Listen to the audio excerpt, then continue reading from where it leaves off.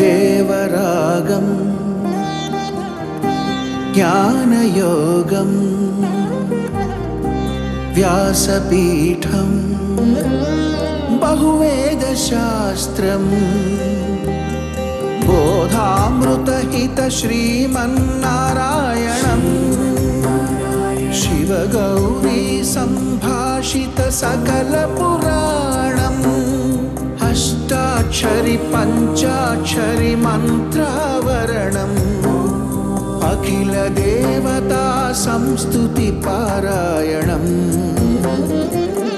జయ మంగళకరమీ ప్రవచన శ్రవణం అనుదినము శుభము సుఖము జీవన గమనం దేవరాగం జ్ఞానయోగం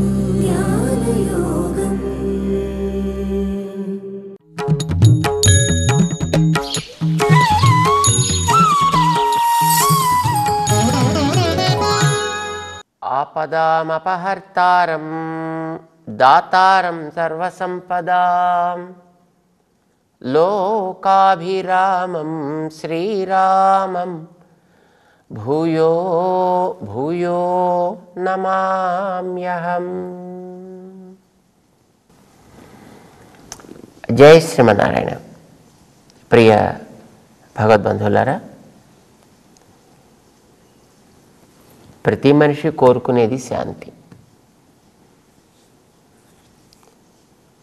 కోరుకుంటున్న రీతిలో దానికి తగ్గ పనులు చేస్తున్నాడా చేయలేట్లేదా అనేది వేరే. కానీ ప్రతివాడికి శాంతి కావాలి అని ఉంటుంది. కొంతమంది ఆ శాంతి ఎట్లా వస్తుంది అంటే భగవంతుడిని ఆరాధిస్తే శాంతి వస్తుంది. భగవంతుడిని ఆరాధించడం అనంటే భగవంతుడికి వ్యతిరేకంగా ఉండేవాళ్ళు ఎవరో వాళ్ళని నిర్మూలించడం. కనుక ఎవడైతే నేను నమ్మిన రీతిలో భగవంతుడిని ఆరాధన చేయటం లేదో అలాంటి వాళ్ళని ఏదో రకంగా పూర్తిగా నిర్మూలన భూమించి చేసేసినట్లయితేనే భగవంతుడికి ఆనందం కలుగుతుంది, తద్వారా నాకు శాంతి ఏర్పడుతుంది. కనుక ఈ వ్యక్తులందరినీ కూడా నేను నిర్మూలిస్తా అంటూ ఉగ్రవాదులుగా తయారయ్యేటటువంటి స్థితి ఎందరిలోనూ మనం గమనిస్తున్నాం.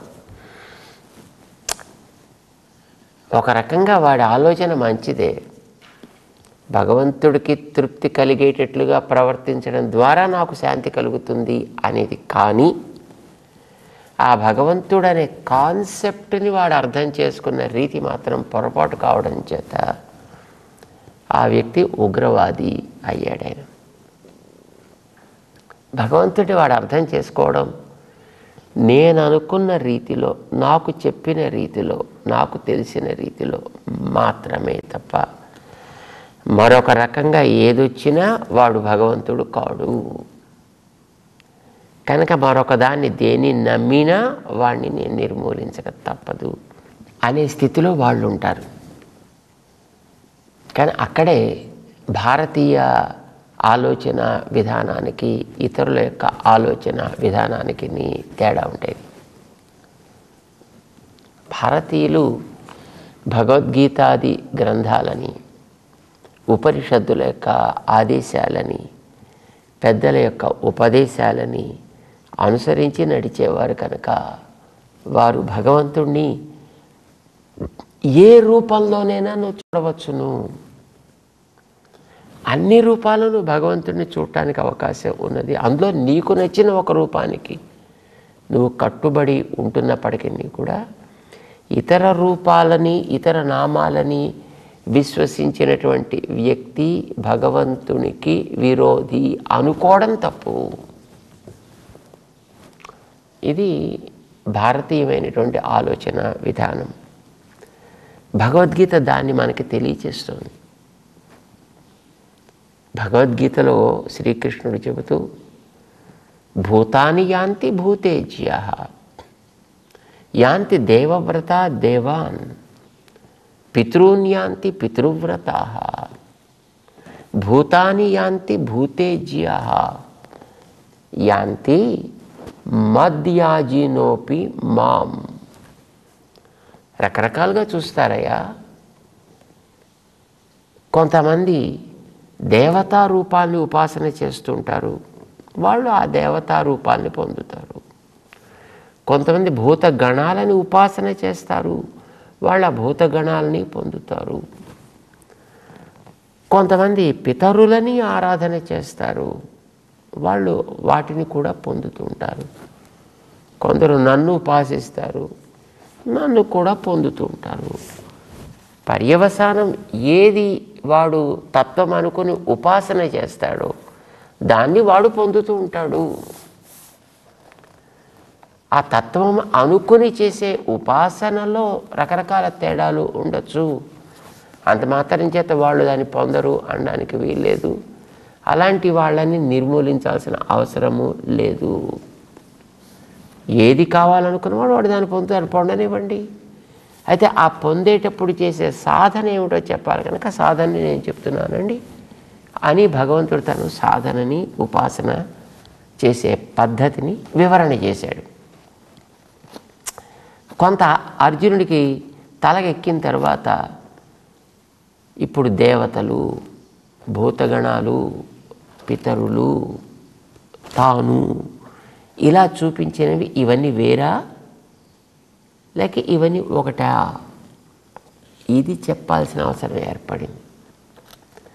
అందుకోసం మళ్ళీ 7వ అధ్యాయంలోనే యోయో యామ్యాం తనుం, ఎవడెవడు నాకు చెందిన ఏ ఏ ఆకారాన్ని ఉపాసిస్తారో అని కొంచెం దాంట్లో స్పష్టతనిచ్చాడు ఆయన. కానీ అది పెద్దగా అర్జునుడికి బుర్రకెక్కల. చెప్పదలుచుకుంది కృష్ణుడు ఏమిటి దాంట్లో, ఈ ప్రపంచంలో కనిపించేటటువంటి లేదు వినిపించేటటువంటి ఎన్ని రకాలైనటువంటి ఉపాస్య గణాలు ఉన్నాయో, అంటే ఉపాసనలు చేసే వాళ్ళకి ఆధారభూతాలైనటువంటి దేవతా గణాలు లాంటివి ఉన్నాయో అవన్నీ కూడా నాకు శరీరాలు అని చెప్పాడు ఆయన. నాకు శరీరాలు అని అంటే ఆయనే శరీరి, లోపలుండి వాటిని అందుకునేవాడు, వాటికి కావలసిన ఫలితాన్ని ఆయా ఆయా రూపాల ద్వారా మాత్రమే ఇప్పించేవాడు అని కదా అర్థం. దీన్ని చెప్పాడు ఆయన. కానీ ఇంకొంచెం స్పష్టం చేయడం అనేది ఆయన పైకి వెళ్ళాక 11వ అధ్యాయంలో స్పష్టం చేశాడు. 11వ అధ్యాయంలో తనకుండేటువంటి విరాట్ రూపాన్ని అంతటిని కూడా మొత్తం ఒక్కసారి లోకమంతా ఆక్రమించేటట్టు చేసి దీన్ని చూడగలిగేటటువంటి స్థితిలో అర్జునుడిని ఉండేట్టుగా చేశాడు ఆయన. అర్జునుడు అక్కడికి తీసుకువెళ్ళాడు. అందులో ఆయన చూశాడు, ఓ బ్రహ్మాండం ఈశం కమలాసనస్థం అంటూ ఈవేళ మనం దేవగణాలని చెప్పుకునే వాళ్ళు ఆ దేహంలో, విశ్వదేహంలో ఒక్కొక్క మూల ఒక్కొక్కళ్ళు కనిపించేట్టు చేశాడు ఆయన. ఎవరినైతే పితృగణాలు అనుకుంటున్నారో వాళ్ళని అక్కడక్కడ కనిపించేట్టు చేశాడు ఆయన. ఎవరిని భూతగణాలు అనుకుంటున్నారో వారిని అక్కడక్కడ కనిపించేటట్టు చేశాడు ఆయన. దాంట్లో ఇవి కాక ఇంకా ఎంతోమందిని చూపించాడు దాంట్లో. అమ్మో, అవన్నీ చూసేటప్పటికీ పాపం బెంబేలెత్తిపోయిన అర్జునుడు, నాకు ఇవన్నీ చూపించద్దు మొర్రో, నేను ఇవన్నీ తట్టుకోలేకపోతున్నాను మొర్రో అన్నాడు. తన బాధ ఏదో తను చెప్పుకున్నాడు అక్కడ. అర్థాత్ ఈ ప్రపంచంలో ఉండే అన్ని రకాలుగాను ఉపాసనలు అందుకునేటటువంటి దేవత అనే పేరుతోటి, దేవుడు అనే పేరుతోటి ఎన్నున్నాయో ఇవన్నీ కూడా తన దేహంలో ఉండేటటువంటి భిన్న భిన్న భాగాలు అని. ఎవడు ఏ భాగాన్ని ఆరాధన చేసుకున్నా తనకేమీ అభ్యంతరం లేదని. అంతేకాదు ఆయా రకంగా చేసేటటువంటి ఆరాధనల ద్వారా వాటి ద్వారానే వాళ్ళకి ఫలితాలు కూడా అందేటట్టు తనే చేస్తాను అని, వాళ్ళందరిలో ఉండి నడిపేటువంటి వ్యక్తిని తానే అనేటువంటి విషయాన్ని అయితే అవన్నీ అల్పాల్పమైనటువంటి ఫలితాలే వస్తాయి కనుక అలా వచ్చినట్లయితే వాటి ద్వారా పొందేది అల్పమని, తన ద్వారా వచ్చేదైతే అది శాశ్వతము అనేటువంటి విషయాన్ని అక్కడ మనకి స్పష్టం చేస్తాడే. సో భగవంతుడు ఆనందిస్తే మనకి శాంతి కలుగుతుంది అనే భావన మంచిదే అయినా ఆ భావం దగ్గరికి తీసుకువెళ్ళే వెనకాతలు ఉండేటటువంటి వాస్తవాలని అర్థం చేసుకొని వాళ్ళు టెర్రరిస్టులు అయ్యారు. అర్థం చేసుకుని మనస అనుభవించి దాని లోకానికి అందించినటువంటి మహనీయులు పరమఋషులు మనకి పరమ ఆరాధ్యులు అయ్యారు. మనందరికీ కూడా మార్గదర్శకులు వాళ్ళు కాగలిగారు. వాళ్ళు మనకి దాన్ని ఉపదేశం చేశారన్నమాట. సరే, 5వ అధ్యాయంలో ఈ శాంతి పొందడానికి ఏం చేస్తే బాగుంటుంది? సమాధానం శ్రీకృష్ణుడు చెబుతాడు, దాన్ని తెలుసుకోవా, నన్ను తెలుసుకుంటే చాలు. జ్ఞాత్వా మాం శాంతి మృచ్యతి. నన్ను తెలుసుకున్నారంటే వాడు హాయిగా చక్కగా శాంతాన్ని పొందడానికి వీలయ్యేటటువంటి ఆత్మ సాక్షాత్కారాన్ని, ఆత్మ ఆనందపు అనుభూతిని వాడు పొందుతాడు. ఇది చెప్పాడు ఆయన. దాన్ని అందమైనటువంటి శ్లోకంలో, చివరి శ్లోకంలో 29వ శ్లోకంలో భగవంతుడు స్పష్టం చేస్తున్నాడు. భోక్తారం యజ్ఞ తపసాం సర్వలోకమహేశ్వరం సుహృదం సర్వభూతానాం జ్ఞాత్వా మాం శాంతిం మృచ్యతి. భోక్తారం యజ్ఞ తపసాం, యజ్ఞాలు చేయాలి, తపస్సులు చేయాలి. గతంలో చెప్పాడు 4, 5, 3. యజ్ఞం అంటే భగవద్ ఆరాధన కదా. తపస్సు అంటే ఆలోచన కూడా ఎట్లా ఉండాలో గతంలో మనకి 4 మెట్ల ద్వారా తను వివరించాడు. చేత యజ్ఞములు తపస్సులు అనే వాటి ద్వారా మన్ని కాపాడేవాడు. అంతేకాదు సర్వలోక మహేశ్వరం, ఆయన సర్వలోక మహేశ్వరుడు. ఈశ్వరుడు అంటే నియమించేవాడు అంత. మహేశ్వరుడు అంటే తిరుగు లేకుండా నియమించగలిగాడు. దేనికి తిరుగు లేకుండా నియమించేవాడు భగవంతుడు?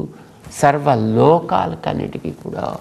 సర్వలోక మహేశ్వరం అంటే అంత నియంతృత్వపు పరిపాలన చేసేటటువంటి ఒక అధికారిలాగా, ఒక రాజుగారిలాగా దండిస్తావా? మనందరినీ కూడా హింసిస్తావా అంటే నో. సుహృదం సర్వభూతానాం జ్ఞాత్వా, సుహృదం సర్వభూతానాం. నేను కేవలం మనుషులకి మాత్రమే మంచిని కోరేవాడిని, దేవతలకి మాత్రమే మంచిని కోరేవాడిని, అందులో మా కులానికి మాత్రమే మంచి కోరేవాడిని. నో, మరి ఎలాంటి వాడిని నేను? సుహృదం సర్వభూతానాం, సమస్త జీవరాశికి కూడా. సమస్త జీవరాశి అంటే మనుషులు ఉన్నారు, జంతువులు ఉన్నారు, పక్షులు ఉన్నాయి, ఆవులు ఉన్నాయి, గేదెలు ఉన్నాయి, నల్లులు ఉన్నాయి, బల్లులు ఉన్నాయి, చేమ ఉంది, చెట్టు ఉంది, దాంట్లో రకరకాల వస్తువులు అన్నీ ఉన్నాయి.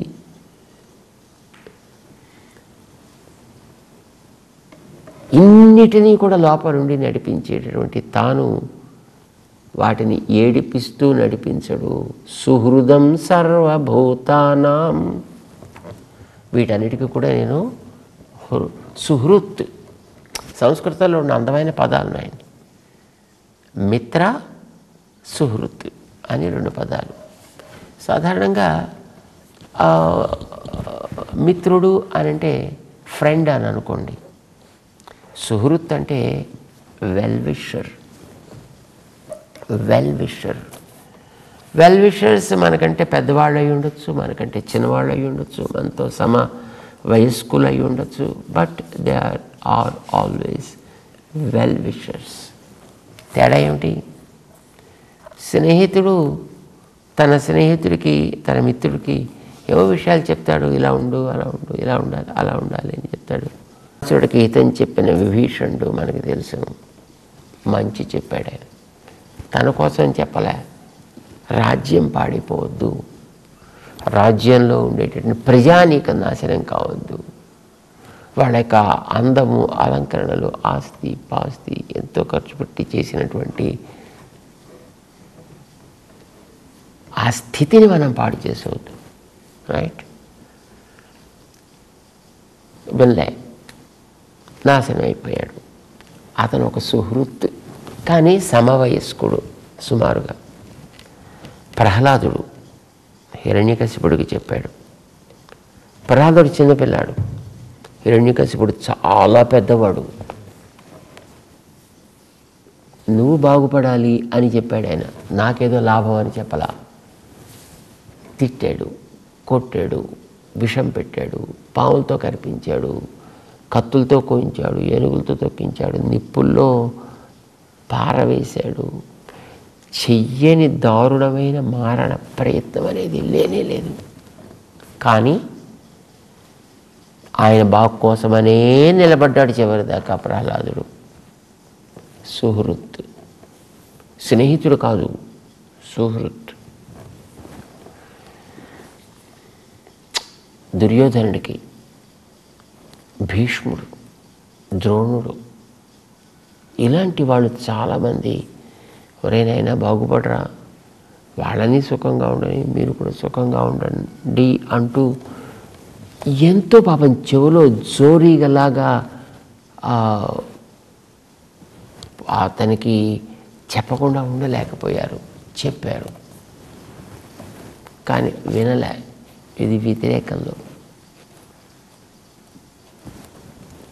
అంటే మనం చేసేటటువంటిది ఎదుటివాడి హితాన్ని కోరి జరిగే ఉపదేశం అయితే, ఈ ఇవలి వ్యక్తి చిన్న వయసు కలిగిన వాడు కావచ్చు, పెద్ద వయసు కలిగిన వాడు కావచ్చు, సమవయస్కుడు కావచ్చు అని సుహృత్ అని అంటాం. మంచి హృదయము కలవాడు అని అర్థం అన్నమాట. నిజానికి అలాంటి సుహృదాం ఆరాధనాయ హి సర్వే ప్రియతంతే రామానుజుల వారు చెప్తారు. మంచివాడిని, మన హితం కోరేటటువంటి వాడిని జాగ్రత్త పెట్టుకోవాలి అని ప్రతివాడు ప్రయత్నం చేస్తాడు. ఎప్పుడు కూడా అలాంటి వాడికి మనం దూరం కాకూడదు. వాడు మన హితాన్ని కోరుతున్నాడు కనుక మనం తెలుసో తెలియకో మనం చేసేటటువంటి దోషాలని వాడు సహిస్తూ మనకి హితకరమైనటువంటి మార్గాన్ని అందిస్తాడు, ఉపదేశం చేస్తాడు. వినడం మన కనీసపు కర్తవ్యము. నేను సర్వభూత సుహృత్తుని భగవంతుడు చెప్పుకుంటున్నాడు. భోక్తారం యజ్ఞ తపసాం సర్వలోక మహేశ్వరం సుహృదం సర్వభూతానాం జ్ఞాత్వా మాం శాంతిం రుచ్ఛతి. శాంతిం రుచ్ఛతి, తప్పకుండా శాంతిని వాడు పొందును. ఎప్పుడు? మాం జ్ఞాత్వా, నన్ను తెలుసుకుంటే. ఏమని తెలుసుకుంటే? సుహృదం సర్వభూతానాం, సకల భూతములకి నేను సుహృతుని. భూతముల కంటే మనుషులకి మాత్రమే కాదు, జంతువులకి, అన్ని రకాల ప్రాణులకి. అది స్థావరముల జంగముల అనేటువంటి ప్రశ్న లేనే లేదు. ఇది నన్ను గురించి తెలుసుకోవాల్సింది. భోక్తారం, అంతేకాదు నేను నువ్వు చేసే ప్రతి పనిని లోపల ఆయా వస్తువుల్లో ఉండి అందుకునేటువంటి వ్యక్తిని నేనే. కనుక నేను అందరికీ హితకరమైన వాడిని. అందరూ చేసే పనుల యొక్క ఫలితాలని పొందేవాడిని. వారి ఆలోచనల్ని లోపలుండి కంట్రోల్ చేసేవాడిని కూడా నేనే. ఎవడైనా ఆ బాధ్యత నా మీద పెడితే ఆ ఆలోచనను కూడా సరైన రీతిలో నేను నడిపిస్తా. 15వ అధ్యాయంలోకి వెళ్ళిన తర్వాత చెప్తాడు, మత్త స్మృతి జ్ఞానం అపోహనంచ అనంటూ. లోపలుండి ఆలోచననిచ్చేవాడిని కూడా నేనే కనుక యజ్ఞ తపసాం భోక్తారం. నువ్వు యజ్ఞం చేయి, నువ్వు తపస్సు చేయి, దాని యొక్క ఫలితాన్ని నేను తీసుకుని అది నీకు ఎలా మంచిదో ఇస్తా. మళ్ళీ నేను తీసుకుని ఎక్కడికో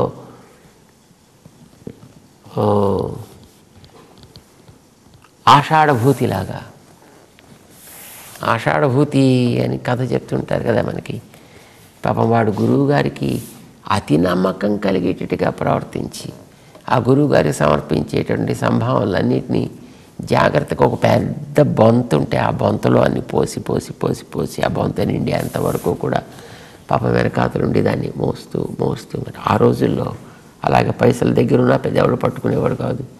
అంచేత దాని అంతటినీ మోస్తూ మోస్తూ చివరికి ఒక రోజున పాపం గురువుగారు స్నానం చేసి పాపం ఇంతవరకు ఆయన కష్టపడ్డ మొత్తం శ్రమనంతటినీ పరిహారం చేసుకున్నాక, సరే కష్టపరిహారం అయింది కనుక భార పరిహారం కూడా నేను చేసి పెడతాను అన్నట్టుగా ఆయన పాప నదిలో స్నానానికి దిగ్గానే మనవాడు ఇంత సొత్తు ఉండేటువంటి మొత్తం ఆ మూటనంతా తీసుకుని శుభ్రంగా మనవాడు ఏటో మొత్తం పారిపోయాడు. వాడు ఆషాఢభూతి గారి కథ అంటుంటారు మనవాడు. అట్లా నేను నువ్వు పడ్డ కష్టానికి వచ్చే ఫలితాన్ని నేనేదో నాదిగా తీసుకుని పోయేవాడిని కాను సుమా. నేను దాన్ని నీకు అనేక వేల రెట్ల స్థితిలో దానిని పెంచి నీకు ఎట్లా ఇవ్వాలి, దాన్ని ఎట్లా నువ్వు దాన్ని అనుభవించాలి అని నిరంతరము తపన చెందే వ్యక్తిని నేను ఒకడిని నీతో పాటు ఉన్నా. నీతో పాటు ఇప్పుడు నేనున్నా, నీలో నేనున్నా, లోపల నుంచి నీలో ఆలోచనలు కల్పిస్తున్నా. కానీ అది కేవలం లోపల మాత్రమే కాదు, ఈ బయట మన చుట్టూ ఉండే ప్రపంచంలో అణువణువున మొత్తం ఆయన నిండి ఉన్నాడు కనుక ఆయన సుహృదం సర్వభూతానాం జ్ఞాత్వా మాం. నేను ఇట్లాంటి వాణ్ణి అని నువ్వు తెలుసుకోగలిగావు అనంటే నీకు హాయి, ఏ కష్టం లేకుండా సుఖంగా ప్రశాంతంగా ఆత్మసాక్షాత్కారాన్ని పొందే అదృష్టం ఏర్పడుతుందా.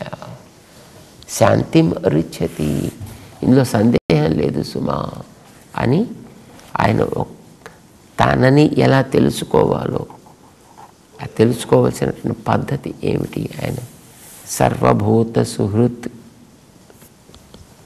సర్వభూత సుహృదే నమః అని మనం ఆయన్ని ఆరాధన చేస్తాము.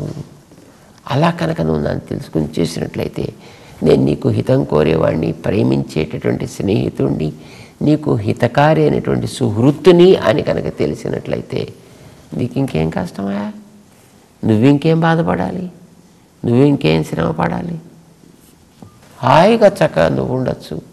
నీ మంచినంతటిని కూడా నేను నీకు అందిస్తా అని అర్జునుడికి ఒక ధైర్యాన్ని చెబుతూ తనని ఎలా ఎలా భావించవచ్చునో చెబుతూ, ఇందులో అర్జునుడు ఒక్కడి కోసమని చెప్పట్లే, మన అందరి కోసం చెప్తున్నాడు ఆయన. సర్వభూతానాం సుహృత్, నేను అన్ని భూతాలకి సుహృత్తుని. అందుకోసమే జటాయి తనకేదో చేయాలనుకుంటే దానికి మోక్షం ఇచ్చాడు, ఉడతకు కూడా ఏదో మోక్షం ఇచ్చాడంటారు అంటారు. అందరికీ వీళ్ళకి వాళ్ళకి అనే ప్రశ్న లేదు. అది జంతువుల మనుషుల అనేటువంటి ప్రమేయం అంతకంటే లేదు. ఇది భగవంతుడు మనకిచ్చేటువంటి ఒక గొప్ప వరం. ఆయన మన సుహృత్. సుహృత్ అంటే మనకి ఆ భగవంతుడు భుజం మీద చెయ్యి వేసి హాయిగా మిత్రుడిలాగా నడుచుకుంటూ పోవడానికి, కబుర్లు చెప్పుకుంటూ పోవడానికి కూడా అవకాశం ఇస్తాడు ఆయన. అంత సులభంగా తానుంటాడు కనుక నువ్వేం బెంగపడక్కర్లేదా, హాయిగా చక్కగా ఇలా తెలుసుకో చాలు అని భగవంతుడు ఉపదేశం చేస్తాడు అర్జునుడికి. అర్జునుడు వింటాడు. వినగానే అర్థమైపోతే మనకి 18 అధ్యాయాల గ్రంథం సాగదు కదా, ఇంత జీవితము సాగదు కదా మనకి. అంచేత వినాలి, అర్థం చేసుకోవాలి. అర్థం చేసుకున్నది మనని ఆచరింపచేసేటంత దాకా కూడా లోపల అది మళ్ళీ మళ్ళీ మళ్ళీ మళ్ళీ మనసులో వినిపిస్తూనే ఉండాలి. ఇది మనం చేయాల్సిన పని. చేసే కృషిని సాగిద్దాం. 5వ అధ్యాయం ఆల్మోస్ట్ మనకి పూర్తయిపోతుంది. పూర్తి చేసుకుంటూ ముందుకు సాగుతాం మనం. జై శ్రీమన్నారాయణ.